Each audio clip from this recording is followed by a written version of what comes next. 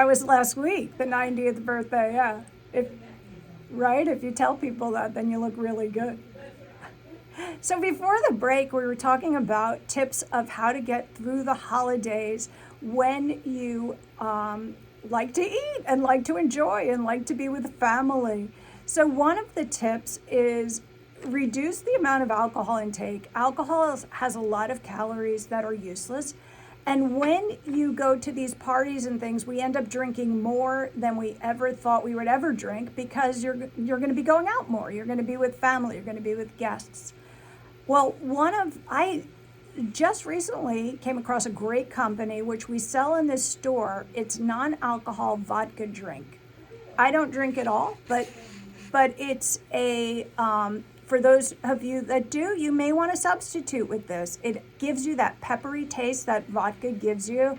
It gives you, an afterglow, a flush, no buzz, but it gives you the same sensation as if you were drinking vodka with the same type of taste. Great mixer for a Bloody Mary without any of the alcohol, and it's no sugar. So it's an exciting new product for our store. Come to Lake Nutrition Center, give me a call, go to the website and send me a message, lakenutritioncenter.com, and I'll gladly give you more information about it. But it's better to have a no sugar, vodka substitute for those of you. And I was telling a story about a woman that came in the store this week and recently, and she said that she just doesn't like how much she drinks. She's gotten to a place where she finds that she's just drinking too much. And when I talked to her a little bit about it, her main purpose or her main problem with drinking isn't that she drinks, it's the social environment.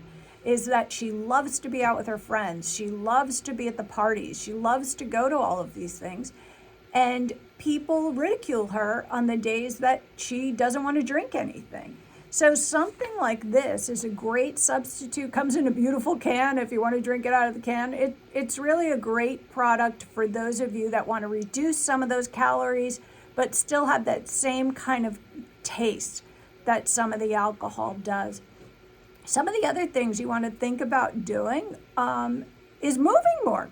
We talked a little bit about that, but if you are already exercising, let's say you walk twice a week, make it 3 times a week between now and New Year's, because by adding that extra 20 or 30 minutes of activity, you're going to do a world of good for your body. And again, if you instill that habit now, when you're really ready after New Year's to make a commitment, you'll already be in the groove of walking 3 days a week or 4 days a week.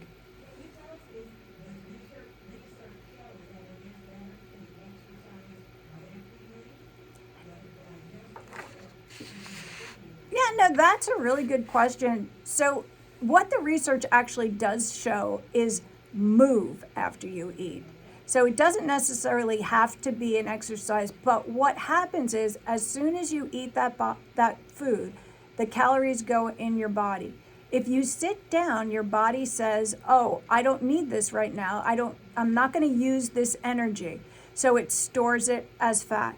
When you move, you put those calories in, your body right away will say, "Oh my goodness, they're moving. What am this is energy. I'm going to burn this energy off."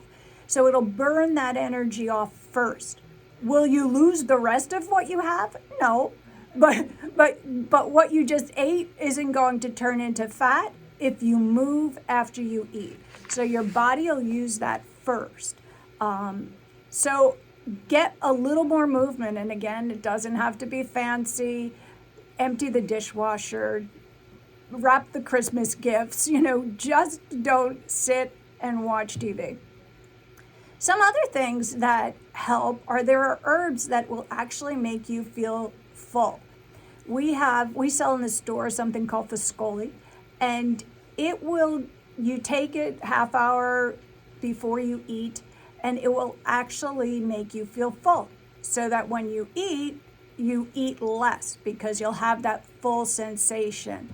For me, I eat no matter what. I eat no matter if I'm full, if I'm not full. So that's not the best product for me, but for some of you, this may be a great way to start, a great way for you to approach the holidays. Going to the party with a full stomach may be just what you need to not pick up 10 more extra hors d'oeuvres. A lot of us, what we do at the holiday time is go to the party hungry. And when we go to the party hungry, all of the appetizers look fabulous and we just want to eat more and more and more. Go to the party full. And this way, you're only going to take 2 or 3 appetizers instead of clearing the plates. And then the hostess serves dinner and you're going to still eat that because it takes the body a little time for it to decide that it's full.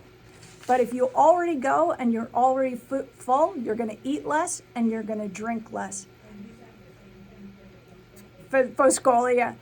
Yeah, apple cider vinegar too. We sell gummies, is also known to suppress appetite, and there are 2 others on the shelf too that are also known to suppress appetite. But eat before you go is another way to suppress that appetite, and make sure that this way you'll eat less when you get there. Because remember, the good places that you're going, the nice family, the nice friends, they're not worried about calories. They're making the big cheesecake. They're making the big, sandwiches. They're making everything supersized with extra gravy and all kinds of things on top of it. So if you go full, you'll eat a little less. And recently, it's funny because I guess a couple of weeks ago, once you sometimes start those triggers, I was on this big fried chicken kick, and I don't even eat fried chicken. And I couldn't get enough of, fried food and things that weren't good for me. And I will tell you, I ate that stuff for about a week. And literally, I could feel the inflammation in my body. I could feel my hands hurt, my feet hurt, my back hurt, my knees hurt. And we spoke, I think it was last week, about all of the different foods that cause inflammation. I think... let me just get my list again.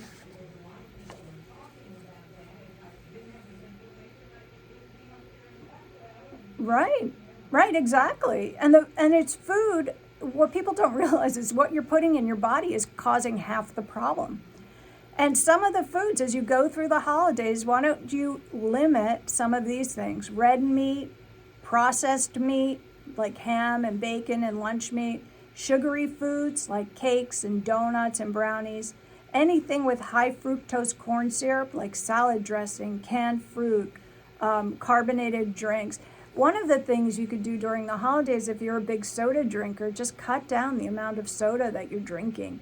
All of that sugar, if you have 3-4 sodas a day, cut it to 2 sodas a day or 1 a day as a treat. But you will find that if you cut down in those areas, you can go to the party and enjoy whatever you want. But don't look at the party as the extra. So cut in your regular life, in your everyday life, or add exercise in your everyday life, or cut back on what you're eating in your everyday life so that when you go to the party, it's, a normal transition and not a food fest when you get there. But the food is causing that. Sometimes people are blaming, arthritis, pain, or that they're always tired on other things. Now, some of you, there's medications that are causing you to be tired. There's medications that are, hurting your body.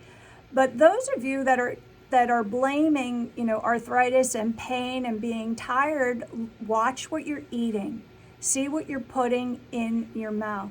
I was looking over at sleepfoundation.org, and this is what they're saying causes people to be tired. High fat, rich, heavy foods, high carbohydrate foods, high tryptophan foods. That tryptophan is an amino acid that actually triggers sleep. And guess what food has the highest tryptophan? Turkey, turkey, turkey. So that's why everybody gets up from the table at Thanksgiving and they want to go to sleep, because there's literally sets off the tryptophan and it makes you want to be tired.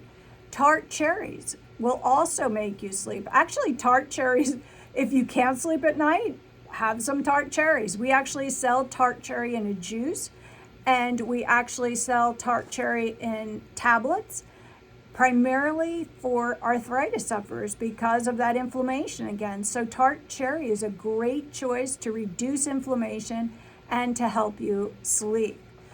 Walnuts, pistachios, those nuts are higher in melatonin. So if you're loading up with those right before, you go to the party.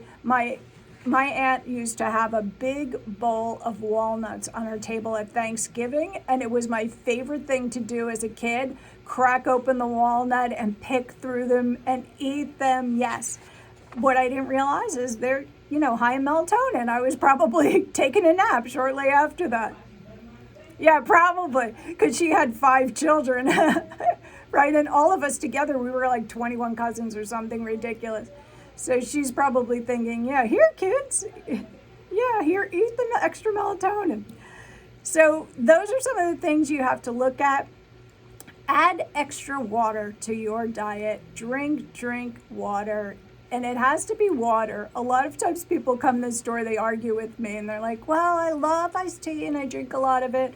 Or I love carbonated this or that. And no. Water.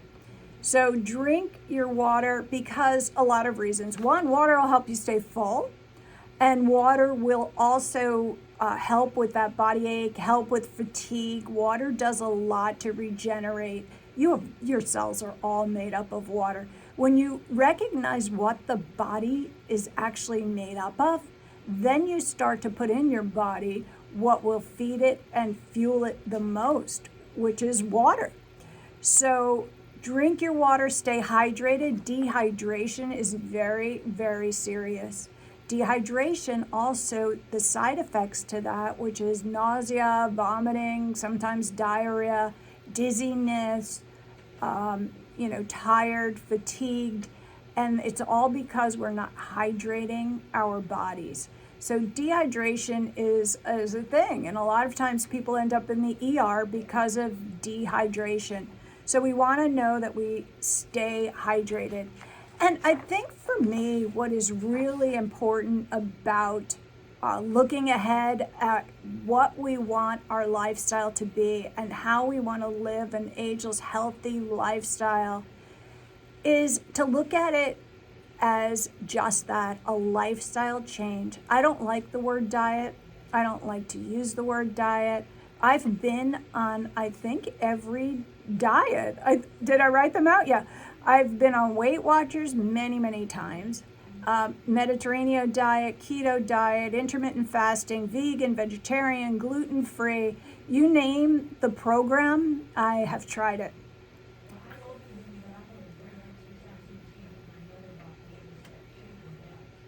Really?